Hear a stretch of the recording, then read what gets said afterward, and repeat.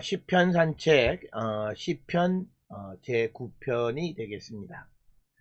시편 9편은 곤경에서 구원받은 자의 감사시다, 이렇게 종류를 설명할 수 있습니다. 그리고 시편 9편과 시편을 보게 되면 형식적인 면에서 보면 두 시가 히브리어 알파벳 시로 구성이 되어 있다는 거죠. 그래서 시작하는 부분들이 히브리 알파벳 알렙 베이트 긴물 달렛 순서를 따라서 시가 기록되어졌다라고 하는, 그래서 알파벳 시다, 이렇게 주장을 합니다. 시편 9편은 개인 감사 시에 해당하는 겁니다. 특별히 다윗이 악인을 심판하시는 공의로우신 하나님, 그리고 고통당하는 자가 의지할 수 있는 신실하신 재판장이신 하나님을 찬양하는 것. 그러니까 이 시편 9편에서 중심이 되는 것은 뭐냐면, 무엇보다도 하나님의 공의로우신 하나님, 그리고 신실하신 재판장이신 하나님, 이 두 가지를 근거로 해서 다윗이 고난으로부터 구원받은 것에 대해서 또 구원시켜달라고 하는 것을 요청하는 그런 감사 찬양시가 되겠고, 그래서 다윗은 자기가 당하는 이 고통으로부터 하나님이 돌봐주시고 고통을 없애주셔서 자기가 하나님을 더 찬양할 수 있도록 해달라라고 하는 그런 요지의 시가 시편 제9편이 되겠습니다.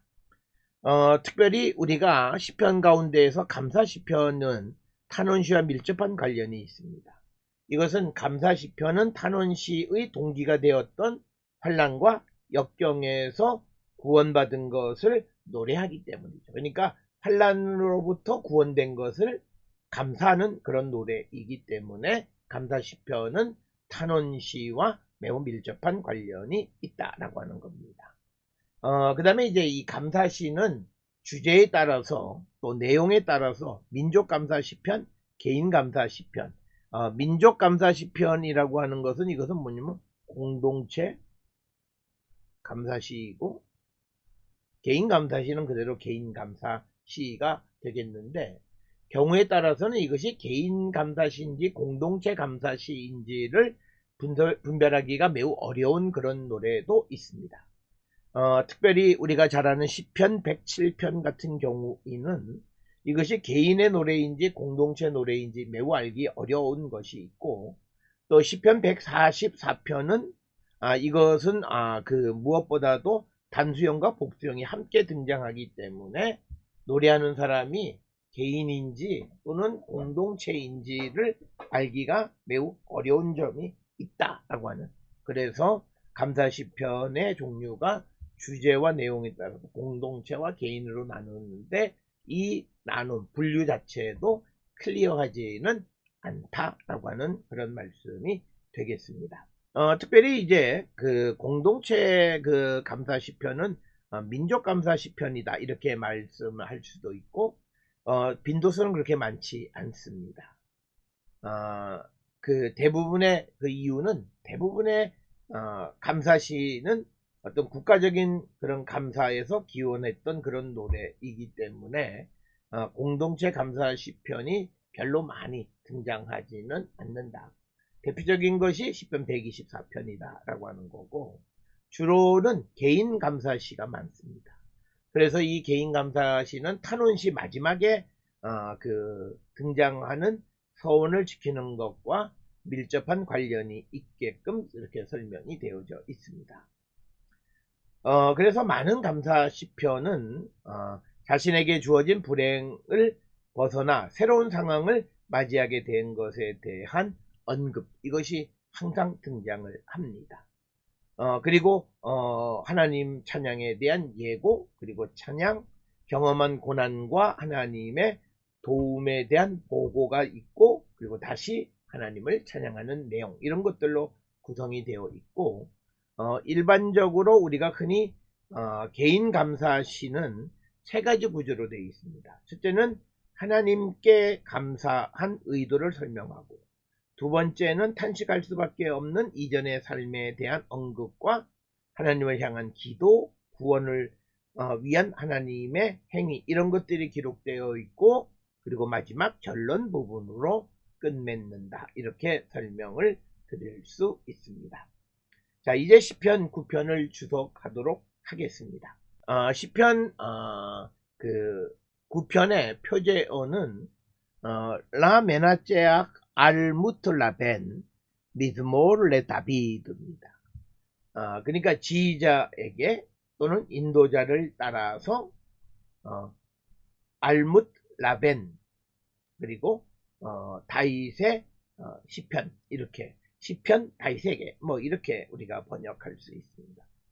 이것을 나눠서 번역하면 지휘자에게 라 메나제악 지휘자에게 그 다음에 알무틀라벤 그리고 미즈몰 시편 그리고 다윗에게 이렇게 우리가 말할 수 있고 무툴라벤 우리말에는 무툴라벤에 맞춘 노래 그래서 이 경우는 알을 전치사로 이해한 겁니다. 그러나 어떤 이들은 알을 전치사로 보지 않는 경우도 있다.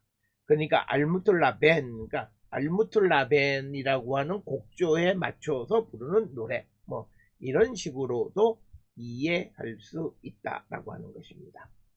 시편 9편 1절에 내가 전심으로 여호와께 감사하오며 주의 모든 기이한 일들을 전하리이다. 그래서 제일 먼저 나오는 거 호데 아도나이 베콜 리비 나의 온 마음을 다해서 여호와를 감사한다. 이런 얘기입니다. 그래서 이것을 보면 전심으로 콜 리비 그러니까 나의 마음 전부 이런 뜻이죠.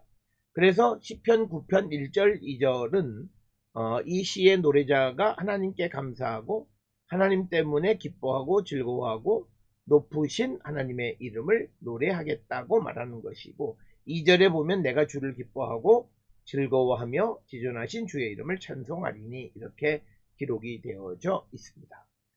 그래서 우리가 이 말씀을 보게 되면 우리가 이 하나님을 믿는 사람들이 가져야 되는 감정 세 가지는 감사, 기쁨, 즐거움입니다. 그리고 그런 마음을 가지고 있는 사람들이 행해야 되는 행동 두 가지는 찬양함 그리고 증거함 이거다. 그러니까 그 하나님을 찬양하고 그 하나님의 능력을 증거하는 것. 그런데 오늘 주시는 시편 9편 1절에서는 이 시인이 내가 전심으로 여호와께 감사하오며 주의 모든 기이한 일을 전한다 라고 하는 증거한다 라고 하는 거고 그 다음에 내가 주를 기뻐하고 즐거워하고 그 다음에 지존하신 여호와의 이름을 찬송하리다 라고 하는 거죠. 그래서 1절 2절에 나타나는 감정은 감사 그리고 기쁨 즐거움 그리고 그런 감사 기쁨 즐거움을 가진 이들이 하는 행동은 여호와를 찬양하고 증거하는 것이다 라고 하는 것이 1절 2절에 나와 있는 말씀이 되겠습니다. 특별히 2절에서 주의 이름을 찬송한다 라고 하는 이 주의 이름이라고 하는 심하라고 하는 거죠. 엘리온 지존이라는 거 지존하신 당신의 이름 주의 이름을 아삼라 그러니까 내가 사마르 이게 찬양하다 노래하다 근데 이것은 뭐냐면 주의 능력을 내가 찬송하겠다라고 하는 겁니다. 하나님의 능력을 찬송하겠다. 그래서 이름이라고 하는 것은 곧 하나님의 능력을 나타내기도 한다라고 하는 것입니다. 그래서 주를 기뻐하고 그래서 에스메하 그 다음에 엘자 그래서 기뻐하고 즐거워한다 라고 하는 겁니다. 그 다음에 3절부터 10절에서는 감사의 이유를 설명합니다. 항상 감사의 이유를 설명하는데 특히 3절부터 8절에서는 공의로우신 하나님의 심판으로 원수와 죄인 원수들이 물러가게 되고 멸망한다. 그리고 특별히 9절 10절에서는 선하신 하나님 그래서 연약한 자 그리고 자기를 찾는 자를 도우시는 하나님 연약한 자를 돕고 자기를 찾는 이를 도우시는 그 하나님 때문에 하나님을 찬양한다 감사한다 라고 하는 것이 3절로부터 10절에 있는 말씀이 되겠습니다. 특히 3절부터 8절에는 구체적으로 원수를 물리치시고 정의로운 심판을 하시고 악인을 멸하시고 하나님이 등극하셔서 하나님이 재판해 주시는 것, 이것 때문에 하나님을 감사한다라고 하는 겁니다. 4절에 주께서 나의 의와 송사를 변호하셨으며 보좌에 앉으사 의롭게 심판하셨나이다. 여기서 말하는 보좌에 앉으셨다라고 하는 것은 시온에 있는 성전의 보좌에 앉으신 하나님, 그래서 그 하나님이 의로운 심판을 하시고 또 하나님께서 나의 의와 송사를 변호하셨다라고 하는 것이 되겠습니다. 그래서 이 4절에서는 마치 하나님이 고대 이스라엘의 왕처럼 보좌에 앉아서 재판관으로서 재판할 뿐만 아니라 그리고 전사로서 등장을 하시고 그런 재판관의 직무를 이행하기 위해서 인간의 왕들보다도 큰 능력과 공평으로 그 직무를 수행하시는 것을 드러내 보여주는 것이 4절의 말씀이 되겠습니다. 특별히 여기에 보좌에 앉으셨다라고 하는 것은 아직 그 성전이 있는 그런 시대에 예루살렘에 있는 성전 안에 계시는 하나님의 보좌를 상징하는 거고, 이 보좌는 우리가 잘 알다시피 지성소에 있는 여호와의 보좌를 의미하는 것, 그것이 되겠습니다. 5절에 이방 나라들을 책망하시고 악인들을 멸하시며 그들의 이름을 영원히 지우셨나이다. 즉 이것은 하나님은 공의롭고 정의로우신 분이기에 이방 나라들을 책망하고 악인을 멸하시고 이방 나라와 악인들의 이름을 영원히 지워버리셨다. 그들의 이름이 더 이상 기억되어지지 않게 하셨다라고 하는 것입니다. 그 결과가 6절에 원수가 끊어져 영원히 멸망하여 싸우니 주께서 무너뜨린 성읍들을 기억할 수 없나이다. 그래서 여호와께서 원수들의 성읍을 멸망시키셨고, 그래서 그들의 성읍이 다시는 무너뜨린 성읍을 기억할 수 없도록 완전히 악을 하나님께서 쓸어버리셨다라고 하는 그런 개념이 6절의 말씀이 되겠습니다. 7절에 여호와께서 영원히 앉으시며 심판을 위하여 보좌를 준비하셨다. 심판을 위하여 보좌를 준비하셨다라고 하는 것은 앞에서도 마치 세상의 왕들처럼 보좌에 앉아서 하나님이 심판하시는데 특별히 이 보좌가 위치하고 있는 것은 예루살렘 성전 안 지성소에 있는 법궤, 그 보좌에 여호와의 보좌에 여호와께서 앉으셔서 심판을 행하셨다라고 하는 겁니다. 특별히 시편 7편과 8편, 9편 7절과 8절의 내용은 다른 시편에서도 발견되어집니다. 예를 들어 7편은 시편 29편 9절이나 102편 12절, 또 예레미야 애가 5장 19절 여기에서 발견되고, 또 시편 9편 8절은 시편 96편 12절, 98편 8절에서도 발견됩니다. 이런 현상이 어떻게 벌어지느냐에 대해서 전통적인 어떤 구절들을 시인들이 그것을 인용해서 자기의 시를 기록했다, 이렇게 설명하는 그런 것이 보편적인 그런 설명이 되겠습니다. 시편 9편 8절에 공의로 세계를 심판하시며 정직으로 만민에게 판결을 내리시리로다. 그래서 하나님이 보좌에 앉으셔서 행하시는 하나님의 판결은 공의와 정직이다 라고 하는 거죠. 공의와 정직이다. 그래서 하나님이 공의와 정직으로 판결을 내리시는 것을 찬양하고 감사한다 라고 하는 것입니다. 그래서 여호와는 압제를 당하는 자의 요새이며 환난 때의 요새시다. 그래서 10절에서는 미시가브라고 하는 단어가 2번 반복되어지는 요새라고 하는 것이고, 특별히 시편에서도 구약의 다른 성경 구절과 마찬가지로 하나님께서는 압제받고 억압당하는 자들에 대한 관심을 가지고 계시는데 압제당하는 자의 요새가 되시고 또 환난 때의 요새가 되시는 분이 여호와이시다라고 하는 것. 그렇기 때문에 고난당하는 자들이 하나님을 감사하고 찬양하는 이유가 된다라고 하는 것입니다. 10절에 여호와여 주의 이름을 아는 자는 주를 의지하오리니 이는 주를 찾는 자들을 버리지 아니하심이다. 여기에서 중요한 것은 뭐냐면 주의 이름을 아는 자는 주를 의지한다라고 하는 거예요. 그러니까 하나님의 능력을 의지하는 자, 하나님의 능력을 아는 자는 하나님을 의지한다는 거죠. 그래서 그 하나님이 그 능력으로 주를 찾는 자들을 버리지 않으신다라고 하는 것입니다. 그래서 특별히 10절에서는 하나님을 의지하기 위해서 필요한 것은 그가 하나님의 능력을 알아야 할 이유가 있다라고 하는 겁니다. 11절에 너희는 시온에 계신 여호와를 찬송하며 그의 행사를 백성 중에 선포할지어다. 시온에 계신 여호와, 그러니까 이 말은 시온에 계신 여호와라고 하는 것은 시온산에 있는 여호와의 성전에 계시는 주님, 이런 뜻이죠.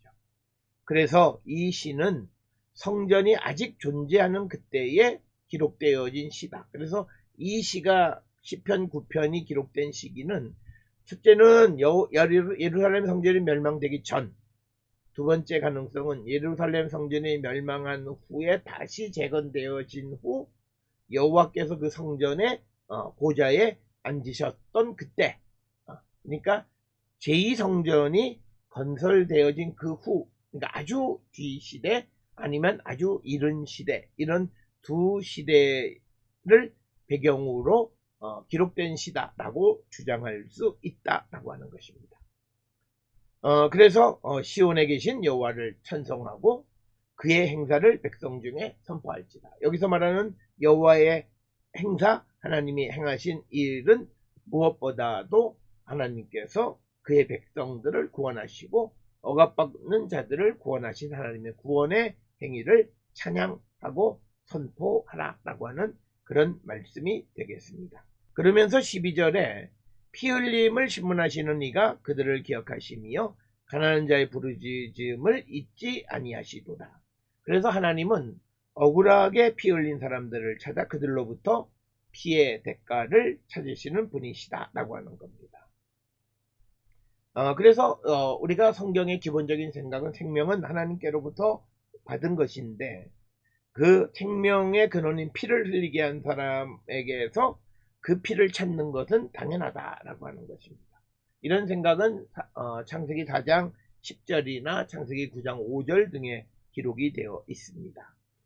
오늘 주시는 본문의 도레시라고 하는 단어, 신문하다라고 번역된 말인데 다라시라고 하는 것. 그런데 이것이 신문하다라고 하는 말에 이게 기본적인 다라시의 뜻은 찾다라는 뜻이에요.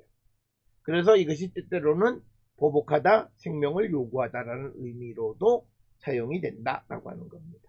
그래서 12절에서 강조하는 것은 하나님은 압제받는 자들의 부르짖는 소리를 들으시고 기억하시고 응답하시는 분이심을 강조하는 그런 내용이 9편 12절의 말씀이 되겠습니다. 13절에 여호와여 내게 은혜를 베푸소서 나를 사망의 문에서 일으키시는 주여 나를 미워하는 자에게서 받는 나의 고통을 보소서. 13절부터 이제 20절에 하나님께 간구하는 그런 내용으로 기록이 되어 있고 특별히 13, 14절에서는 이 시인이 자신의 공고함을 돌아봐 달라고 기도하는 내용이 13절, 14절인데 특히 은혜를 베푸시고 사망의 문에서 일으켜 달라. 사망의 문에서 일으켜 달라라고 하는 말은 부활의 개념은 아니고 단지 심각한 질병이나 위험으로부터 구원을 은유적으로 나타내는 표현이다라고 하는 것입니다. 그것이지 이 시편 9편 13절에서 우리가 부활의 개념을 찾아보기는 어렵다라고 하는 것을 기억하시면 되겠고 그래서 사망의 문에서 일으키시는 주께서 나를 미워하는 자에게서 받는 나의 고통을 보아달라라고 하는 것입니다. 그러면서 14절에 그리하시면 내가 주의 찬송을 다 전할 것이요 딸 시온의 문에서 주의 구원을 기뻐하리이다. 그래서 기도자는 하나님께서 자신을 죽음의 문턱에서 살려주신 것을 하나님의 전으로 가는 문 앞에서 그 주의 구원을 기뻐하고 주를 찬송하고 모든 이들에게 그 하나님의 그 구원의 행위를 알릴 것이다 라고 하는 것이 14절의 말씀이 되겠습니다. 그러면서 15절에서 하나님께서 이제 이방 나라들은 자기가 판 웅덩이에 빠짐이요 자기가 숨긴 구물에 자기 발이 걸렸도다. 즉 악인은 자기들이 행한 그 악으로 말미암아 멸망을 받게 된다. 인과응보의 사고를 기록하고 있는 부분이 되겠고, 그래서 이방 나라들은 자기가 판 웅덩이에 그리고 자기가 숨긴 그물에 발이 걸리게 될 것이다. 그래서 악인은 스스로의 악에 의해서 멸망을 받게 된다라고 하는 것이 15절의 말씀이 되겠습니다. 16절에 여호와께서 자기를 알게 하사 심판을 행하셨으며 악인은 자기가 손으로 행한 일에 스스로 얽혔도다. 기가연 셀라. 그래서 오늘 주시는 이 16절은 15절에 있는 말씀의 요약과 같은 거죠. 악인은 자기가 행한 일로 스스로 얽혔다. 그런데 여호와께서 왜 심판하시느냐? 자기를 알자. 하나님은 공의롭고 정의로우신 분임을 알게 하기 위해서 심판을 행하시는 분이시다 라고 하는 것이 16절의 말씀이 되겠습니다. 그래서 17절에 악인들이 스올로 돌아가며 하나님을 잃어버린 모든 이방 나라들이 그리 하리로다. 그래서 오늘 주시는 말씀의 악인들과 하나님을 잃어버린 모든 이방 나라들은 같은 개념이에요. 그러니까 하나님을 잃어버린 자들이 악인이다. 그들이 스올로 돌아간다라고 하는 겁니다. 오늘 주시는 말씀에 스올로 돌아간다라고 하는 것은 리스올라라고 되어 있는데 사실은 여기에 전치사 라메드가 필요하지 않습니다. 왜냐하면 뒤에 방향을 나타내는 소위 전문어로 카메치에이가 붙어 있기 때문입니다. 그럼에도 오늘 주시는 말씀에서는 라메드가 한 번 더 사용되어져서 리스모스올라 이렇게 되어 있다라고 하는 것입니다. 그래서 악인은 죽음으로 가고 하나님을 잃어버린 악인들도 이방 나라들도 그렇게 될 것이다 이렇게 말씀하고 있고 18절에서 공평한 자가 항상 잊어버림을 당하지 아니하며 가난한 자들이 영원히 실망하지 아니하리로다. 즉 하나님이 어떤 분이시냐? 공의롭고 정의로우신 분이라는 거죠. 그래서 공평한 자, 가난한 자들이 실망하지 않게 하시고 잊어버림을 당하지 않게 하신다. 즉 영원히 기억하신다라고 합니다. 그래서 이 가난한 자들이 영원히 실망하지 아니하리로다. 티크바터 아나빔 토에바 라아드란 말은 가난한 자들의 희망이 영원히 부서지지 않을 것이다 라고 하는 그런 말씀이 되겠습니다. 19절에 여호와여 일어나사 인생으로 승리를 얻지 못하게 하시며 이방 나라들이 주 앞에서 심판을 받게 하소서. 즉 하나님께서는 인생으로 승리, 여기서 말하는 인생은 악한 인생이 승리를 얻지 못하게 하고 이방 나라들은 주 앞에서 심판을 받게 하소서. 그래서 19절 20절은 하나님의 심판을 촉구하는 것이고 특별히 하나님께서 일어나서 심판해 주시기를 요청하는 내용이 19절의 말씀이 되겠습니다. 20절에 여호와여 그들을 두렵게 하시며 즉 이방 나라들을 두렵게 하시고 이방 나라들이 자기는 인생일 뿐인 줄 알게 하소서. 자기들의 유한성을 알게 해달라고 합니다. 그래서 하나님만이 유일하시고 전능하신 분이라고 하는 것, 그것을 알게 되어져서 그들이 여호와 앞에서 악을 행하지 않도록 해달라고 요청하는 것이 19절 20절의 말씀이 되겠습니다.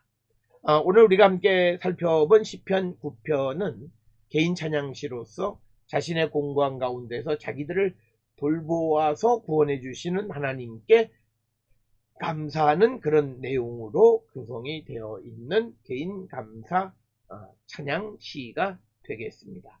시편 산책 다음 시간에 다시 뵙겠습니다.